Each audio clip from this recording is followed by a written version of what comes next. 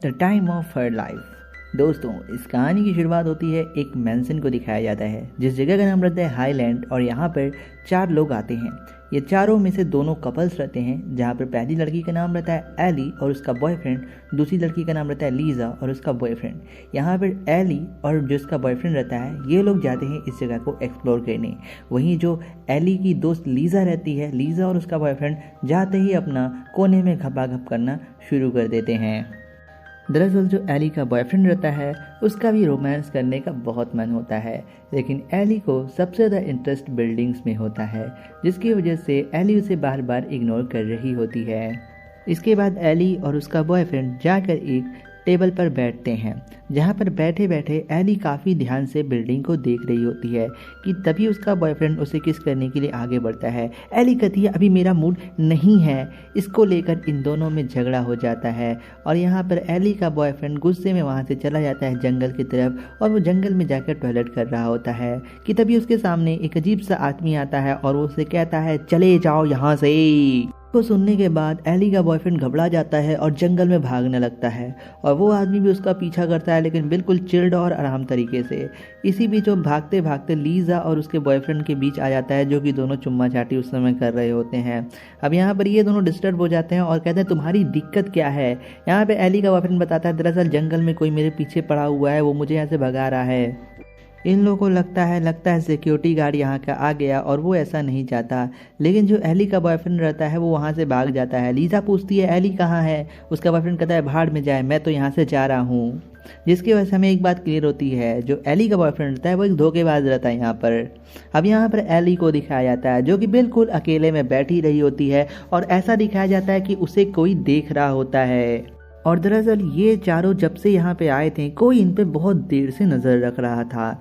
Eli यहाँ पर उठ के जाने लगती है क्योंकि उसे अनकंफर्टेबल महसूस होता है। जैसे ही वो उठ के जाती है तो उसके पीछे एक आदमी पड़ जाता है, लेकिन जैसे ही वो पीछे मुड़ के देखती है तो वो आदमी नहीं दिखता है। लेकिन इस बार जब वो दोबारा पीछे मुड़ के देखती है तो वो आदमी उसे दिखता है और उसके आर पार हो जाता है, जिसकी वजह से एली को चक्कर आ जाता है और वहीं बेहोश हो जाती है। यहाँ पर फिर उसकी लीजा और उसका बॉयफ्रेंड आता है जो लोग उसकी मदद करते हैं। इसके बाद ये सीन यहाँ शिफ्ट हो जाता है और दिखाया जाता है एली के घर का सीन, जहाँ पर उसकी माँ बहुत परेशान रहती है और अपने डॉक्टर को बुलाए रहती है। उसकी माँ डॉक्टर से पूछती है मेरी बेटी एली को हुआ क्या है। डॉक्टर कहता है एली ने कुछ ऐसा देख लिया है जिसको देख के वो बहुत ज़्यादा डर गई और सदमे में चली गई है।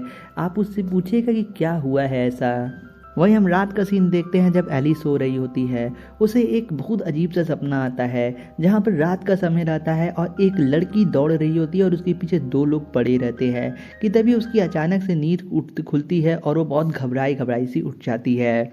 सीन शिफ्ट हो जाता है और हमें सुबह का टाइम दिखाया जाता है। एली अपने कार से कहीं जा रही होती है और जब वो अपनी गाड़ी में बैठने जाती है तो हमें दिखाया जाता है वो जो आत्मा रहता है जो उस मैदान में ग्रीनलैंड में था, वही सेम टू सेम बंदा उसकी गाड़ी में बैठा रहता है, लेकिन एली उसे नहीं देख सकती थी और वो एली के साथ साथ उस गाड़ी में सफ़र करता है कि तभी रास्ते में एली का फ़ोन आता है और वो अपने बॉस से बात करती है। कहती है मुझे एक हाईलैंड नाम की एक बहुत अच्छी जगह मिली है जहाँ पर काफ़ी इंटरेस्टिंग स्टोरी टाइप में है और मैं चाहती हूँ कि इस स्टोरी को मैं कवर करूँ और ये मैं आपको आर्टिकल बहुत जल्द बना के दे दूँगी। दरअसल एली एक आर्टिकल राइटर रहती है जो कि मतलब कहानियों को लिखती है और इसका यहाँ पे कहानी लिखने के लिए उसे हाईलैंड पे रिसर्च करना होता है, जिसकी वजह से ये दोबारा से हाईलैंड में जाती है और जाकर जगह जगह फ़ोटो खींचने लगती है।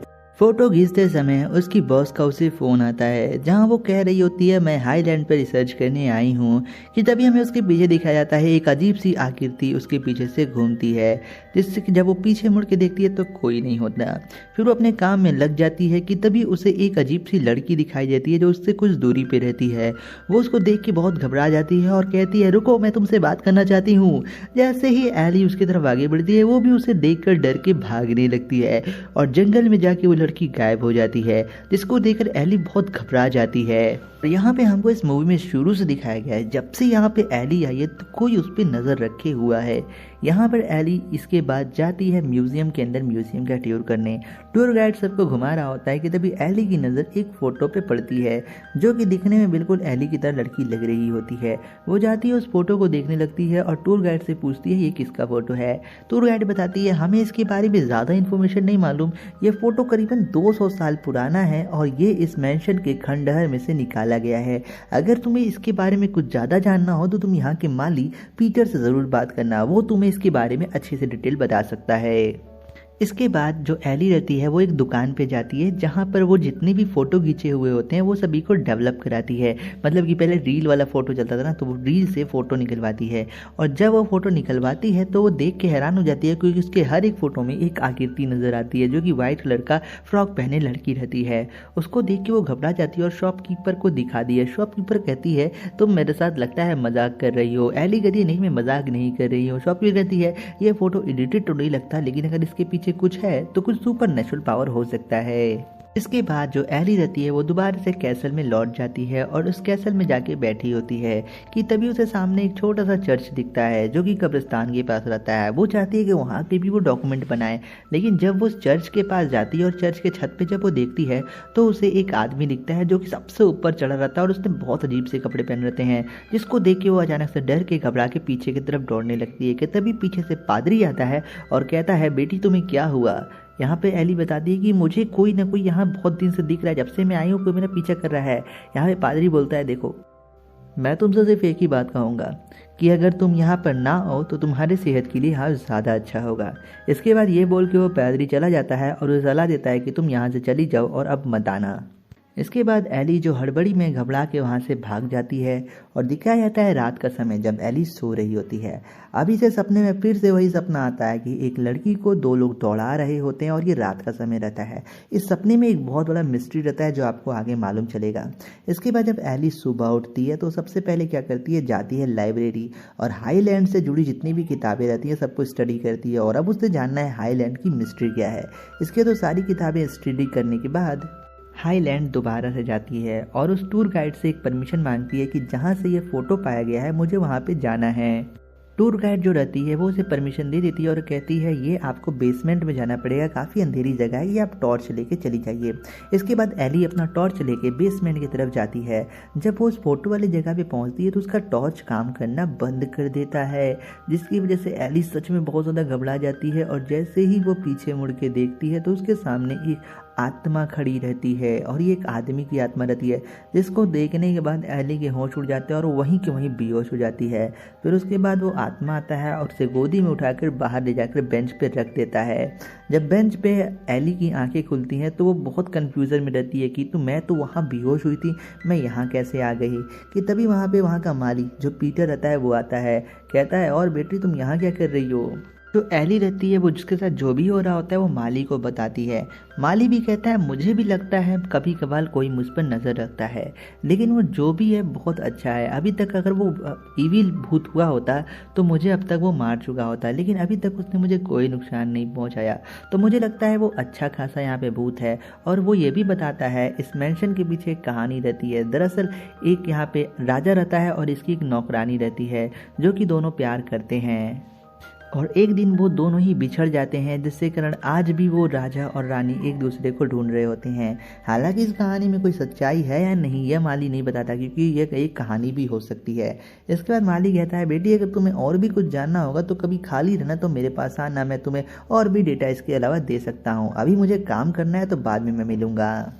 इसके बाद जो रहती है एमिली ये इसको और भी ज़्यादा एक्सप्लोर करती है और एक्सप्लोर करने के बाद वो एक बेंच पे जाके आराम से बैठी होती है कि तभी उसके बगल में एक लड़का आके बैठ जाता है, जिसको देखकर एमिली शॉक हो जाती है क्योंकि अचानक से आके बैठा रहता है। एमिली उसे देख के शॉक हो जाती है। वो लड़का उससे पूछता है क्या तुम मुझे देख सकती हो। एमिली कहती है हाँ, तुम्हें क्यों नहीं देख सकती हूँ।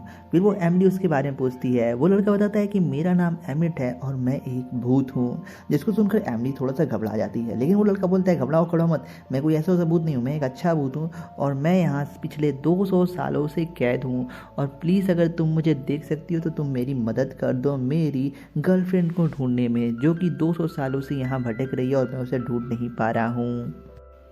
एली पूछती है पर मैं ही क्यों ढूंढूं, मेरे अंदर ऐसा क्या खास है।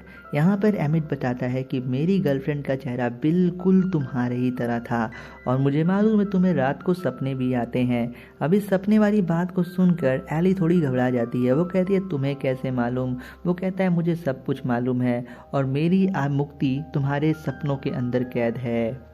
और तुम ही वो हो जो मेरी गर्लफ्रेंड को मुझे ढूंढने में मदद कर सकती हो। एली बोलती है हाँ मैंने एक लड़की को तो देखा था शुरू में, लेकिन वो पता नहीं कहाँ गायब हो जाती है। यहाँ पे एमिट बोलता है प्लीज़ मेरी मदद करो। इसके बाद वो जैसे ही दूसरी तरफ देखती है अचानक से एमिट वहाँ से गायब हो जाता है। इसके बाद दोस्तों एली वहाँ से चली जाती है और रात को हमें एक सपना दिखाया जाता है जहाँ पर एली रात को वही सपना देख रही होती है। सुबह उठती है वो फिर से हाईलैंड मैंशन की तरफ चली जाती है। अब यहाँ पे वो कहती है एमिट अगर तुम यहाँ पर हो तो आओ मुझसे बात करो, मेरे अंदर बहुत से सवाल है तुम्हारे अंदर लेकर। कि तभी एमिट आता है और कहता है तुम मेरी सपनों की लड़की हो जिसे मैं आज से 200 साल पहले प्यार करता था। इसके बाद एमिट एली से कहता है कि तुम्हें अगर आगे की कहानी जाननी है तो तुम पीटर के पास जाओ, वो तुम्हें अच्छे से बता देगा। इसके बाद वो फिर से गायब हो जाता है और यहाँ पे जो एली रहती है वो दौड़ के पीटर के पास जाती है और उससे वो कहानी पूछती है। पीटर कहता है देखो मुझे ज़्यादा तो नहीं मालूम, लेकिन जब मैं वहाँ पे गया था तो मैंने कुछ लेटर्स पाए थे जिसको मैंने चुपके से अपनी जेब में डाल लिया। ये लेटर करीबन आज से 200 साल पहले सन 1800 में लिखे गए थे। अगर तुम खाली हो तो इस लेटर्स को पढ़ सकती हो। एली पूछती है आपने इस लेटर्स को क्यों नहीं पढ़ा। पीटर बोलता है मुझे किसी की प्रेम कहानी पढ़ने में इंटरेस्ट नहीं है, मुझे नहीं लगता कि मैं इसे पढ़ने योग्य हूँ, शायद तुमको ज़्यादा दिलचस्पी है तो तुम पढ़ सकती हो। ऐसा वो खुशी खुशी कहता है। बहुत अच्छा आदमी रहता है यहाँ पे पीटर। इसके बाद पीटर वहाँ से अपने काम पे चला जाता है और वो लड़की उस कहानी को पढ़ना शुरू करती है लव लेटर्स के जरिए। इसके बाद दोस्तों इस लेटर के ज़रिए हमें फ्लैशबैक में ले जाया जाता है जहाँ पर जो एमिट रहता है वो एक प्रिंस रहता है और जो कैथरीन रहती है, जो लड़की रहती है उसका नाम कैथरीन रहता है और वो एक सर्वेंट रहती है, मतलब कि नौकर रहती है। अब जो प्रिंस एमिट रहता है उसे जो कैथरीन बहुत पसंद रहती है और वो उसके साथ शादी और प्यार करना चाहता है, लेकिन जो यहाँ पर प्रिंस का पिता रहता है उसे ये रिश्ता मंजूर नहीं होता। वो काफ़ी ज़्यादा क्रूर और घमंडी किस्म का इंसान रहता है और वो नहीं चाहता कि इन दोनों की शादी हो, जिसको लेकर एक दिन कैथरीन और ये प्रिंस एमिट प्लान करते हैं कि एक रात को हम लोग इन कैसल्स को छोड़कर इस दुनिया से भाग चलेंगे। यहाँ पे कैथरीन कहती है आप मेरे लिए अपनी सुख सुविधाएं, अपनी लग्जरी लाइफ को छोड़ना चाहते हैं। प्रिंस एमिट कहता है प्यार में कुछ भी पॉसिबल है। जब ये बात उसके पिता को मालूम चलती है तो उसका पिता प्रिंस एमिट को बुलाता है और वो कहता है तुम्हारे अंदर प्यार नहीं, तुम्हारे अंदर हवस है और ये जैसे ही जवानी तुम्हारी बीतेगी तो तुमको सारी चीज़ें नज़र आने लगेंगी। एक नौकरानी के साथ रिश्ता मैं कभी बर्दाश्त नहीं कर सकता। अगर तुम उस नौकरानी से अब मिले तो मैं तुम्हारा बाप नहीं आज से। जिसके बाद प्रिंस एमिट कहते हैं मैं उस लड़की से सच्चा प्यार करता हूँ। जिस पे उसके फादर जवाब देते हैं ये तुम्हारा प्यार नहीं, तुम्हारा अट्रैक्शन है। अगर तुम्हें खूबसूरत लड़कियाँ ही चाहिए तो मैं तुम्हें एक से एक अमीर घर की लड़कियों का लिस्ट दिखाता हूँ, तुम उनसे शादी कर लो, मैं खुशी खुशी करा दूंगा। प्रिंस अमीर कहते हैं शादी तो किसी से भी हो सकती है लेकिन प्यार किसी से दोबारा नहीं हो सकता। इसको लेकर दोनों ही बाप बेटे में थोड़ी सी कहासुनी हो जाती है, लेकिन उसका जो फादर रहता है वो किसी भी हाल में मानना नहीं चाहता। इसके बाद यहाँ पे दिखाया जाता है वो लेटर यहाँ पे ख़त्म हो जाता है, मतलब कि उसके आगे क्या हुआ ये नहीं बताया जाता। अब इस चीज़ को जानने के लिए जो एली रहती है वो सीधे एमिट के पास जाती है और एमिट से पूछती है आगे क्या हुआ। एमिट उसे बताता है कि दरअसल उसके बाद मेरे पिता ने उस लड़की को गायब करा दिया। जब मैं उसे दोबारा मिलने गया तो मुझे कहीं भी राज में वो लड़की नहीं मिली, जिसके कारण अब दिखाया जाता है एमिट बहुत ज़्यादा उदास रहता है। वो जगह जगह भटकता है, जगह जगह ढूंढवाता है, लेकिन उसका क्या हुआ ये नहीं मालूम चलता, जिसके कारण उसकी आत्मा आज भी भटक रही है उस लड़की के तलाश में। के बाद कहानी प्रेजेंट में आती है। एमिट उसे कहता है तुम अपने सपनों में थोड़ा सा और खो जाओ तो तुम उसकी लाश को देख सकती हो, जिसके कारण मैं और वो दोनों ही मुक्ति पा सकते हैं। एमिली कहती है ऐसे कैसे हो सकता है। एमिट उसका हाथ पकड़ता है और उसे उस जगह ले जाता है जो कि उसे हर रात सपने में आता है। अब वहाँ पे जैसे ही एली जाती है तो उसे अचानक से चक्कर आने लगते हैं और वो एक बार फिर से बेहोश हो जाती है और अपने सपनों में चली जाती है। अब हमें यह सपना पूरा दिखाया जाएगा जहाँ पर एक लड़की के पीछे दो लोग पड़े रहते हैं। ये दोनों ही किंग के आदमी रहते हैं जो कि प्रिंस एमिट के फादर रहते हैं। यह दोनों इसे मारने के लिए दौड़ा रहे होते हैं क्योंकि ये किंग का ऑर्डर रहता है। जो कैथरीन रहती है प्रिंस का प्यार, वो इधर उधर भाग रही होती है और भागते भागते वो एक ऊंचाई पे जाती है, एक कैस्टल पे, और वहाँ से जब उसे कुछ नहीं समझ आता तो वो किंग के आदमी आके उसे धक्का दे देते हैं, जिसके कारण उसकी मौत हो जाती है।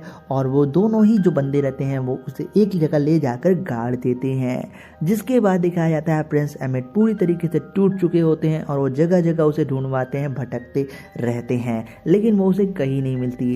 ये तभी यहाँ पे प्रेजेंट में दिखाया जाता है एली की आंखें खुलती हैं और वो प्रिंस एमिट से कहती है, मुझे मालूम चल गया कि तुम्हारी गर्लफ्रेंड का लाश कहाँ है। इसके बाद एमिट को कुछ समझ नहीं आता और उसे छोड़कर तुरंत वहां से भाग जाती है पीटर को ढूंढने।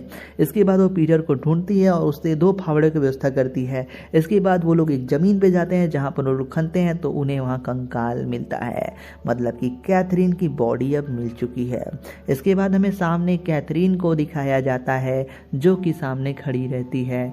इसके बाद दिखाया जाता है कैथरीन और जो प्रिंस एमिट रहते हैं ये दोनों मिल जाते हैं और ये दोनों एली को एक बहुत बड़ा थैंक यू बोल के वहाँ से मुक्त हो जाते हैं। दोस्तों इस कहानी में आपको ये समझना होगा जो एली रहती है वो कैथरीन है। कैथरीन जो मर चुकी है, एली इसका पुनर्जन्म है, जो एमिट और कैथरीन है अब मुक्त हो चुके हैं। इसके बाद यहाँ पे इस कहानी की बहुत सी खूबसूरत सी एक एंडिंग होती है और वो पीटर को भी गले मिल के उसे गुड बाय कहती है। इसके बाद एली जाती है लाइब्रेरी में जहाँ पर वो उस हाईलैंड की एक और किताब पढ़ना चाहती है। वो पूछती है ये किताब मुझे कहाँ मिलेगी, जो लाइब्रेरियन कहती है वो तुम्हें वहाँ मिल जाएगी। अब जब वो वहाँ पे जाती है तो एक लड़का और भी वो किताब पढ़ रहा होता है और ये कोई और नहीं एमिट रहता है, लेकिन ये वो वाला एमिट नहीं रहता है। एमिट का भी पुनर्जन्म हुआ होता है जो कि इस जन्म में कुछ इस प्रकार से दिखता है।